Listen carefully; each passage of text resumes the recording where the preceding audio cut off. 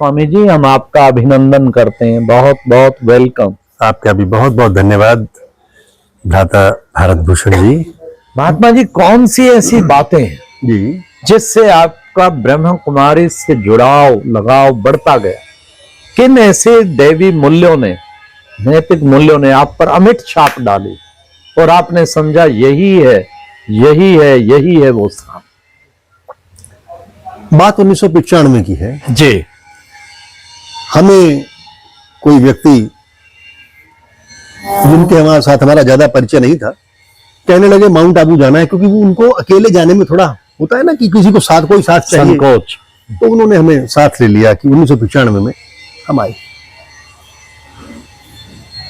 दादी प्रकाशमणि जी ऊपर ज्ञान सरोवर में हारमनी हॉल में मंच पर विराजमान थी। जी।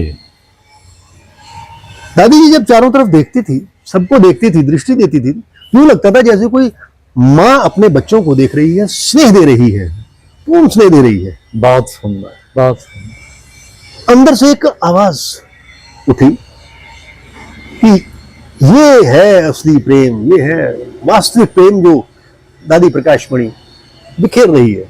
उनके चेहरे पे एक अलग ही नूर था, अलग ही ओज था, अलग ही आभा थी, जिसने हमें बहुत प्रभावित किया। हमने भी दादी से पूछ लिया, हमने कहा दादी हम आपका कॉटेज देखना चाहते हैं, क्योंकि हमें किसी ने बताया कि अगर किसी के यहाँ जाना हो ना और उसका आचरण पता करना हो, व्यवहार पता करना हो, तो पहले उसको बोलो कि तुम अपना कमरा दिखाओ, घर दिखाओ। Very good. जैसे हमारे यहाँ बाबा का कमरा सब देखते हैं। बहुत सुंदर। तो दादी बोली जाकर देख लो। जी। हमने कहा दादी वहां चाबी तो होगी, कोई ताला तो होगा लगा हुआ। दादी हंसी बड़े प्यार से, कहने लगी प्यारे बच्चे जाओ, मेरे कमरे में कहीं भी किसी भी अलमारी तक में आपको ताला नहीं मिलेगा, आप जाके घूम के आ जाओ, मेरे कॉटेज में चले जाओ, सामने ही है। एक आश्चर्य, कोई ताला नहीं घर में, क्या क्या बात है। तभी हमने वहां देखा कि सब लोगों के चेहरे पे एक दिव्य मुस्कुराहट है। जी। सभी लोग एक दूसरे से प्रेम करते हैं। जी। कोई कुछ कह भी दे तो कोई चिड़चिड़ापन उनके अंदर नहीं आता। जी। तो ऐसा वातावरण जहां हो तो वो वातावरण इंसान को प्रभावित तो करता ही है। नेचुरल, बिल्कुल। इस वातावरण ने हमें प्रभावित किया। जी। फिर सर्वधर्म संभाव की हमने वहां चीज देखी। जी। एक वहां पर ताबिश अली मेहताब आए हुए थे, कवि थे, जी। शायर जिसे कह सकते हैं। जी।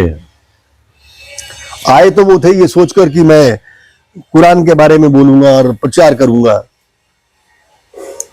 लेकिन जब बातचीत हुई आपस में तो कहने लगे कि भाई मुझे तो यहीं पे सब कुछ दिखाई दे रहा है, जन्नत, मेरा तो मन ही नहीं कर रहा यहां से जाने का।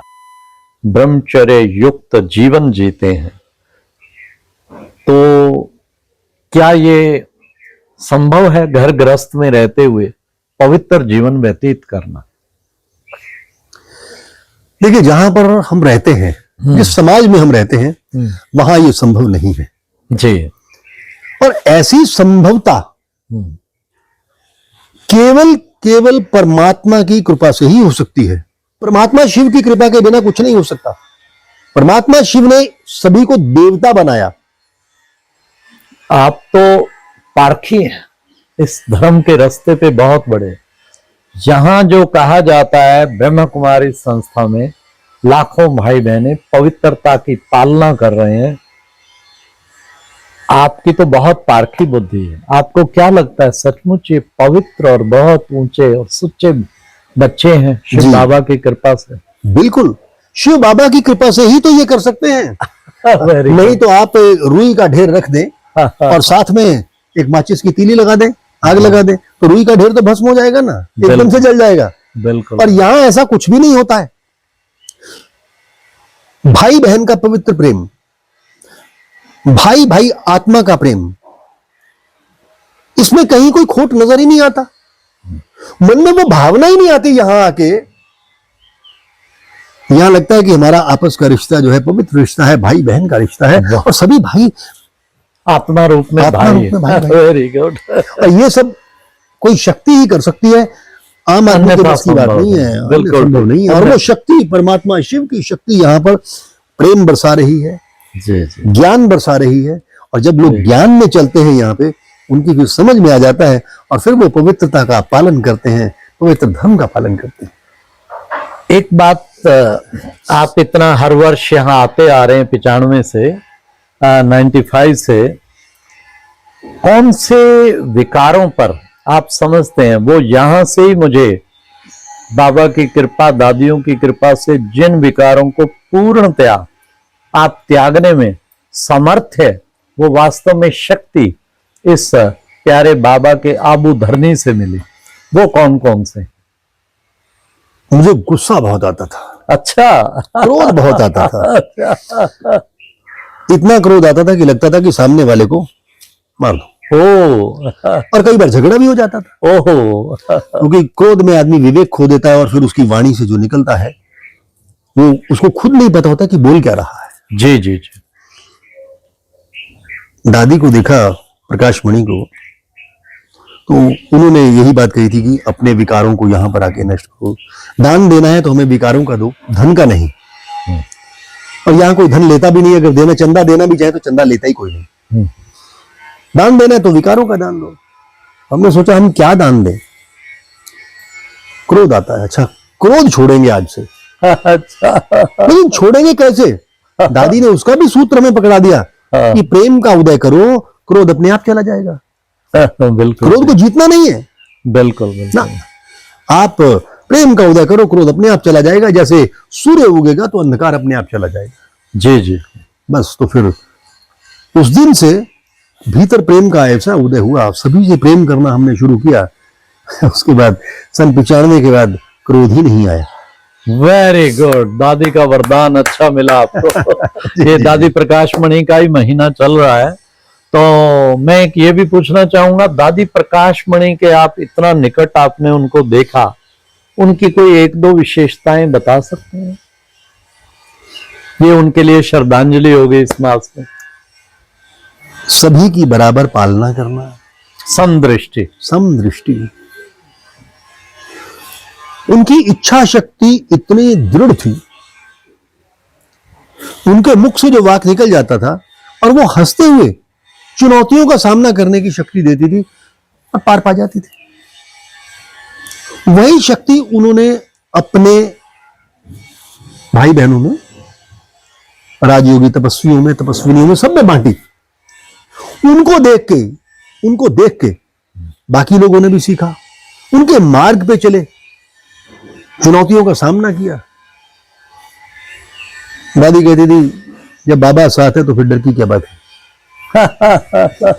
हजार और भुजाधारी हम बाबा यहाँ पे साहब जब आए तो हमने देखा कि लिफ्ट में लिखा है चिंता क्यों करते हो, मैं हूं ना, मैं बैठा हूं। मैं बैठा हूं ना। तो ये बहुत बड़ी बात है, ये दादी ने भी सिखाया। और हम तो दादी को कहेंगे कि वो हमारी एक तरह से मार्गदर्शक भी हैं। उन्होंने हमें बहुत कुछ सिखाया, बहुत कुछ दिया है, पूरे जीवन को हमारे परिवर्तित कर दिया है। उसने अंधकार से उजाले में लाकर खड़ा कर दिया है, अज्ञान के अंधेरे से ज्ञान के अंधेरे में लाकर हमें खड़ा कर दिया है। और इसके लिए हम शब्दों में क्या उनका धन्यवाद करें। बहुत सुंदर, बहुत सुंदर। महात्मा जी, जैसे आपने कहा कि क्रोध पर विजय हो गई है, बहुत ऐसे समय आते हैं, कहीं अपमान कर देते हैं, कहीं बहुत कुछ उल्टा सुल्टा बोल देते हैं, कहाँ बहुत निंदा, किसी ने बहुत नुकसान कर। इन सब परिस्थितियों में आप मन को क्रोध मुक्त कैसे रखते? क्रोध आता ही नहीं। समदृष्टि हो गई ना। कोई अपमान करे तो कर दे, कर दे। मान अपमान, यश अपयश, लाभ हानि, मान सम्मान, जो भी है, यश अपयश बराबर बराबर स्थिति में लाके खड़ा कर दिया। इसीलिए हमें संत कहा जाता है। सम अंत, दो किनारों के बीच में लाके हमें खड़ा कर दिया कि कोई परवाह नहीं, हानि हो या लाभ हो कोई बात नहीं, सब परमात्मा पे छोड़ दो। बिल्कुल, वो जाने, उसका काम जाने। मेरा ख्याल ये सतगुरु मंत्र भी बहुत काम करता है शिव बाबा का जी। अगर हम हरेक की विशेषता देख के और उसके गुणों को देख के जी। और हम मन में ये चिंतन करें कि ये आखिर वही परम धाम वाली आत्मा है जो शांत स्वरूप, आनंद स्वरूप, प्रेम स्वरूप थी, और यहाँ तो ये पार्ट बजा रही है। जी बिल्कुल, ये इसको बिल्कुल। पार्ट मिला है, जी वास्तव में बहुत अच्छी है। तो हर एक के लिए अगर मन में सोचते हैं कि ये बहुत अच्छी आत्मा है, आप बहुत अच्छे हैं, आप भी तो बहुत मेरा अच्छे ख्याल है हैं। क्रोध खत्म हो जाता है। आप भी बहुत अच्छे हैं। जी जी भरत। तो इससे हम क्रोध मुक्त बन जाते जी हैं। जी बिल्कुल बिल्कुल। अच्छा, मान लो किसी ने निंदा की, अपमान किया, वहां भी अगर ये सोच लेते हैं, मैं जो एकदम सोचता हूं, वाह प्यारे बाबा, तेरा कितना मैं शुक्रिया करूं, तूने मुझे एक और मौका दिया अपनी सहन शक्ति को बढ़ाने का। वाह, सहन शक्ति तब नहीं बढ़ेगी जब कोई हमारे पे फूल फूल बरसाएगा, बरसाएगा। जी जी। जब कोई अपमान करे और फिर भी हम मुस्कुरा रहे हो, तो बाबा हमें मौका दे रहा है सहन शक्ति बढ़ाने जी का। जी बिल्कुल बिल्कुल। बहुत ये बढ़िया। टेस्ट बाबा ने खड़ा किया है कि बच्चे ऐसे मौके ही नहीं दूंगा तो तुम्हारी सहन शक्ति कैसे बढ़ेगी। हाँ, ये हमारा इम्तिहान है, पास होकर इम्तिहान। दिखाना है ना। मैं तो जब भी ऐसा कोई मौका आता है तो सोचता हूँ शुक्रिया बाबा, एक और मौका दिया। जी जी जी जरा भी किसी से फील करना ही नहीं। बिल्कुल। बाबा कहते फीलिंग करोगे तो फेल, फील किया फिर ज्ञान योग क्या रहा, ज्ञान योग क्या रहा। इसलिए फेल हो गए फिर तो। बहुत बढ़िया। इसलिए बहुत बढ़िया। सदा प्रसन्न रहो और प्रसन्नता सबको बांटते रहो, अति खुश उत्तम। रहो, खुशी बांटते रहो। अति उत्तम, अति उत्तम। अच्छा, ओम शांति। आज महात्मा जी ने बड़े सुंदर अनुभव सुनाए, दिल सुनकर खुश हुआ। उनका हम बहुत बहुत धन्यवाद करते हैं। शुक्रिया महात्मा जी, धन्यवाद। ओम ओम शांति। शांति। ओम शांति। ओम